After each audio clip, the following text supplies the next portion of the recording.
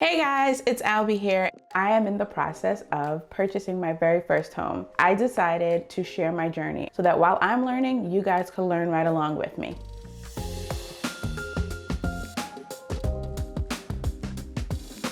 So now that we've gotten the green light from our team, being the realtor and the lender, in terms of how much we have to spend and the exact area that we're going to be focusing our efforts, our realtor has looked at a ton of houses for us, and we started with about a dozen, which came down to half a dozen, and now we're at the point that we're actually ready to put in offers. So of the list of homes that we put together, we found one that we really loved and ready to put an offer in on. Unfortunately, we didn't get that house, but it's okay because we had our favorites.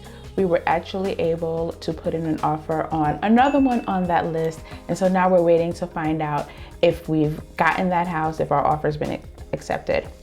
But first, we need to talk about how to make an offer, what an offer actually is, and all the steps that go into that part of the process.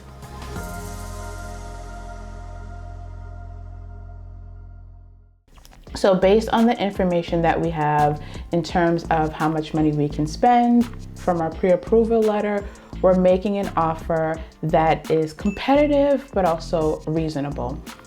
We've made it very clear what we were not willing to budge on. So we would never waive an inspection. However, we did leave it open that an inspection might just be for information purposes only versus something that we would hold the seller to unless there was like a safety thing. Also, when it came to things like closing, we were very clear in adding into that we are open to a particular window of time for the closing process, which was a great bargaining tool in the case of the first house, because we knew that what was important to them was a very fast close. So we were like, hey, we're open to a 21-day close. Very clear, as opposed to just a quick close or whatever the verbiage might have been.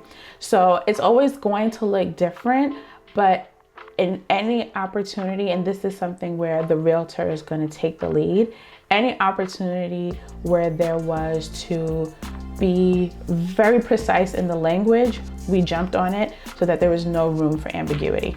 So if you live in a demanding market, the reality that you're going to be the only one making an offer on that property is slim to none. So that's why I also say you want to have an agent that has a savvy strategy, because you are going to be competing against at least 3, if not 15 offers. That's how many offers we see sometimes.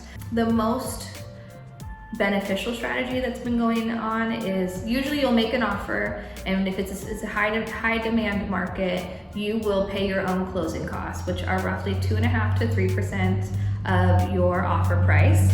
And that's pretty standard across the nation. But if there's big issues, the seller is not going to have time or the want or desire to necessarily address them.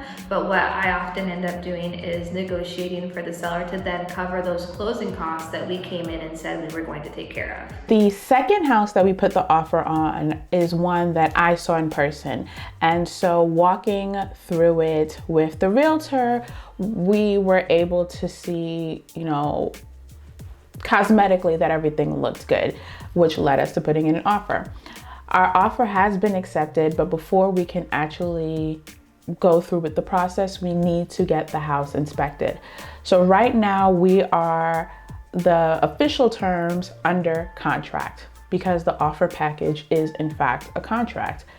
We put forth these details, they accepted, so we've both signed it. But that doesn't mean we are under any obligation to buy the house, because we still need to make sure that it is safe and secure and kind of all that jazz. And that is where the inspection is a super important part of the process, which is why for us, we would never skip it. Especially in the case of this particular home, it's an older home.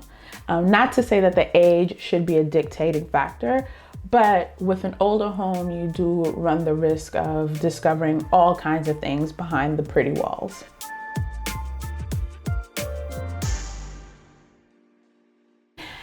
An inspection is exactly how the word sounds. They are inspecting the house in a way that is more thorough than we did in our initial walkthrough. We are also the ones responsible for the cost of the inspector. That responsibility is not rolled into the cost of the home or on the seller. So in addition to all those other money touch points, this is another one that we were glad our realtor told us about in the beginning, so it didn't come as a surprise to us when we actually got to this part of the process. A client contacts a home inspector after they've made an offer and the offer was accepted by the seller. This opens up what's called the inspection period, which is a period of time, and it varies by state, how long you have, but whatever that period of time is, that's the client's opportunity to take a look at the property in detail and really kind of establish whether or not this is the property that they basically understood to be. From the top to the bottom, from the outside to the inside, we're going to check the roof and the attic, the siding, foundation, crawl space, all the internal spaces, the heater, the electrical panel, basically all this good stuff that we have access to. We're going to figure out what the condition is of it from observation. Sometimes we have some handy tools that are going to give us a little bit more insight than just what we can spot with the naked eye. But in general, it's just what we can access. Let me throw a scenario out there. You know, we get to the property and I take a look at the roof and I see that it's got some major issues. Maybe it's not a complete rebuild, but it's, you know, got some leaks or something like this. And I'm going to recommend that you have a roofer reevaluate and kind of give you an estimate on how much it costs to fix, how much effort, cost-benefit analysis of whether or not is it just tear the whole thing off and start over, or can we repair these leaks effectively and extend the lifespan of the current roof for cheaper.